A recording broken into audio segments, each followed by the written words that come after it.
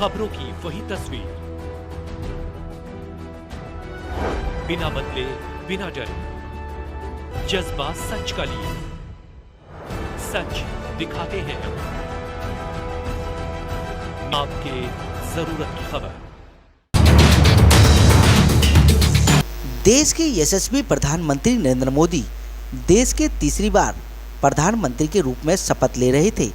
वहीं दूसरी ओर जम्मू कश्मीर में शिवखोड़ी से दर्शन करके माता वैष्णो देवी की तरफ आने वाले श्रद्धालुओं की बस पर आतंकवादियों द्वारा कायराना हरकत में अंधाधुंध गोलीबारी के बाद बस खाई में गिर जाने के बाद लगभग 10 श्रद्धालुओं की मौत और 33 श्रद्धालु घायल होने की खबर से पूरे देश में हड़कंप मच गया।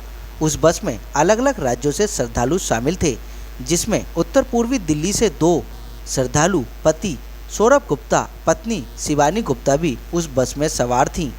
आतंकवादियों द्वारा अंधाधुंध फायरिंग में ड्राइवर समेत कई श्रद्धालुओं को गोली लगने के बाद बस गहरी खाई में जा गिरी, जिससे काफ़ी लोग बुरी तरह घायल हो गए।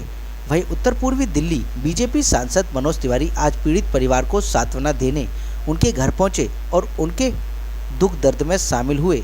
इस मौके पर उन्होंने मृतक परिवार से बात करते हुए उनका दुख दर्द जाना। पीड़ित परिवार ने बताया कि उनके परिवार में आजीविका चलाने वाला एकमात्र सौरभ गुप्ता ही था, जिसके चले जाने के बाद अब काफ़ी परेशानियों का सामना करना पड़ रहा है और बहुत सारी बातें सामने आई। सांसद मनोज तिवारी ने उनकी बातों को गंभीरता से सुना, समझा, जिसके बाद उन्होंने आश्वासन दिया कि उनकी हर एक संभव मदद की जाएगी। वहीं पीड़ित परिवार में घर का इकलौता चिराग बुझ जाने पर सांसद मनोज तिवारी के समक्ष आजीविका चलाने के लिए नौकरी एवं सहायता सम्मान राशि के रूप में मदद की बातें भी रखी गईं एवं मृतक सौरभ गुप्ता को शहीद का दर्जा मिले, इस बात को भी रखा गया।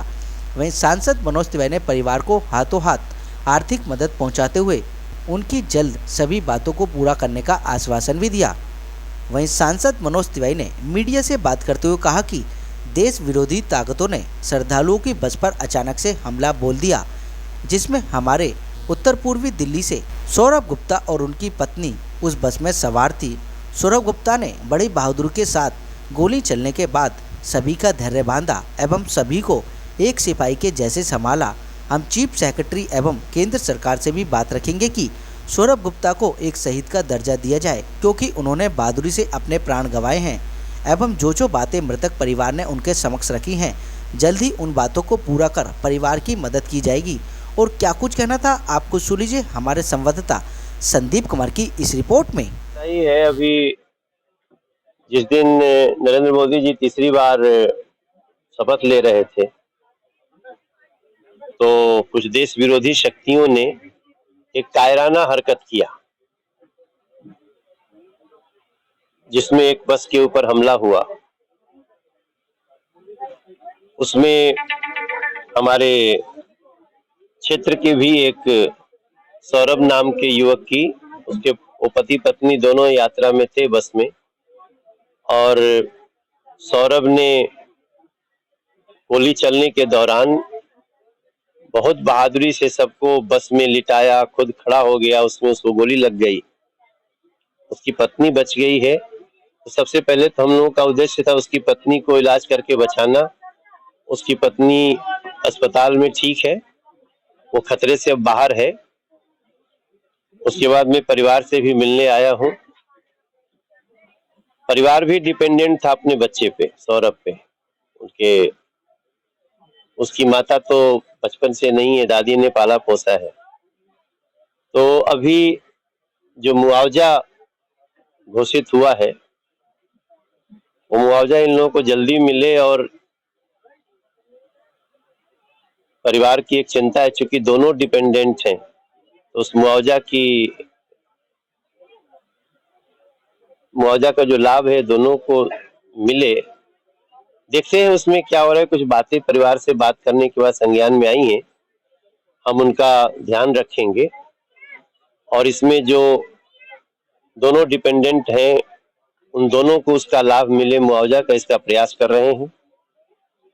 इस परिवार को भी अभी महीना 2 महीना के लिए जीवन यापन हो, तो कुछ अपने तरफ से, सांसद के तरफ से मैंने सहायता की है। उसके इलाज के लिए भी कर रहे हैं। घटना बहुत हृदय विदारक है, लेकिन परिवार को थोड़ा सांत्वना दे रहे हैं। मजबूत होना पड़ेगा, आगे बढ़ना पड़ेगा। वो दोनों जिन लोगों ने अटैक किया था वो न्यूट्रलाइज किए जा चुके हैं, लेकिन उनके जड़ों तक पहुंचेंगे, एक एक को सजा मिलेगी। वैसे भी जम्मू कश्मीर में आतंकवाद लगभग समापन पे है, और ये जो इन लोगों का जो हरकत हुआ है वो वही उसका बौखलाहट दिख रहा है। लेकिन हमारा जो नुकसान है वो परिवार के साथ खड़े हैं, और अभी इनके तरफ से एक पत्र भी लिखा गया है। दोनों परिवारों का जो डिपेंडेंसी है उसको हम एड्रेस करेंगे। रोजगार के लिए भी उन्होंने आजीविका के लिए कुछ उनका एक भाई है सौरभ का, तो 19 साल का है, उसको निश्चित रूप से उसके रोजगार की व्यवस्था कर देंगे। और पूरा समाज साथ है और हम उसके साथ खड़े रहेंगे। जब भी ऐसी कोई घटना होती है तो वो तो एक शहीद है, मैं तो भी कोशिश कर रहा हूँ सबको इनको शहीद के ही तरह लिया जाए, क्योंकि लड़के की जो कहानी है वो अटैक हुआ तो वो छुपा नहीं बल्कि सबको पहले बचाया, और उसमें वो उसको गोली लगी है। तो हर तरह से इस परिवार के साथ खड़ा रहना है, ये विश्वास दिलाने आया।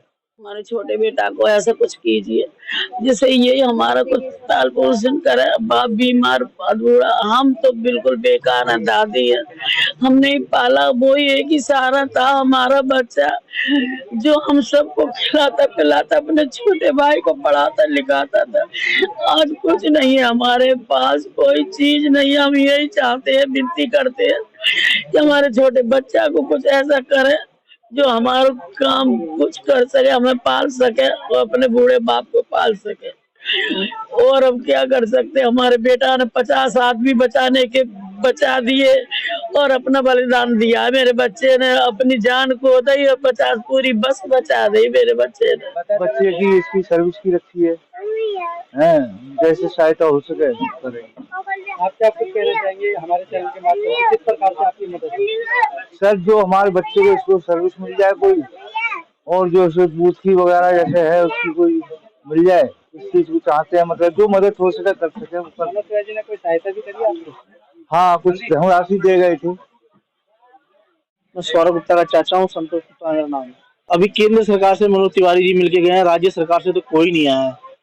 ना हमारे पार्षद विधायक जी आए, ना या निगम पार्षद जी आए, कोई भी अभी तक। आज 1 हफ्ता हो गया इसको काम को, कोई अभी तक देखने तक नहीं आया। अभी वो आश्वासन देके गए हैं जो भी हमने उनको बोला है। अब देखो आगे क्या बोलते हैं, करते हैं वो हमारे लिए। क्या हमने उनको एक लेटर भी दिया है लिख के, उनको वो लेके भी गए हैं और आश्वासन देके भी गए हैं कि हम आपके लिए जो हो सकता है वो कर सकते हैं। क्या कहें सर, जो होना था वो तो हो गया। मैं यही चाहूंगा सर, जो आगे किसी के साथ ऐसा ना हो, आतंकवाद को जड़ से उखाड़ा जाए। जो किसी आज जैसे हमारा घर उजड़ा है, किसी दूसरे घर ना उजड़े। मोदी जी को ग्राउंड लेवल पे जम्मू कश्मीर में काम करना चाहिए और एक एक आतंकवादी को ढूंढ ढूंढ के मारना चाहिए, उनकी पुश्तों तक खत्म कर देनी चाहिए, जो किसी का आगे कोई आतंकवादी पैदा ही ना हो। जिस तरीके से सौरभ गुप्ता ने वहाँ पे दिखाया, जाबाजी दिखाई, तो क्या चाहते हैं शहीद का दर्जा? शहीद का दर्जा मिलना चाहिए सर, डेफिनेटली मिलना चाहिए, क्योंकि पहले उन्होंने सबको आगाह किया है, सबको झुकवाया है, उसके बाद वो उसको गोली लगी है। वो अपने बारे में ना सोचता हुआ दूसरों के बारे में सोचा है। मनोज तिवारी जी से हमने काफी पहले से जो है कॉन्टेक्ट करने की कोशिश की थी, सकारात्मक जवाब मिला था और आज आए, बहुत अच्छा लगा। हमारे विचारों पे उन्होंने जो है विचार ध्यान से सुने और उन्होंने वादा किया है कि जो भी हमारी मांगे थी उससे बढ़ के करने का उन्होंने जो है आश्वासन दिया है और कहा है कि आप मेरे से मिलते रहें और काम पूरे होंगे। क्या कुछ परिवार के लिए आपने? हमने परिवार के लिए हमने ये कहा था कि जो भी सांसद निधि से या पीएम फंड से जो भी आर्थिक मदद हो इनकी, तो उन्होंने इसके लिए भी आश्वासन दिया है। और साथ में हमने मदर डेयरी बूथ के लिए भी बोला है।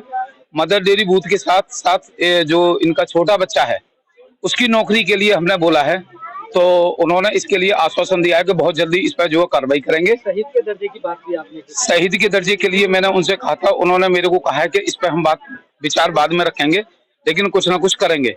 अभी भी सांसद निधि से कुछ सहायता करके? हाँ, कुछ सहायता इन्होंने की है।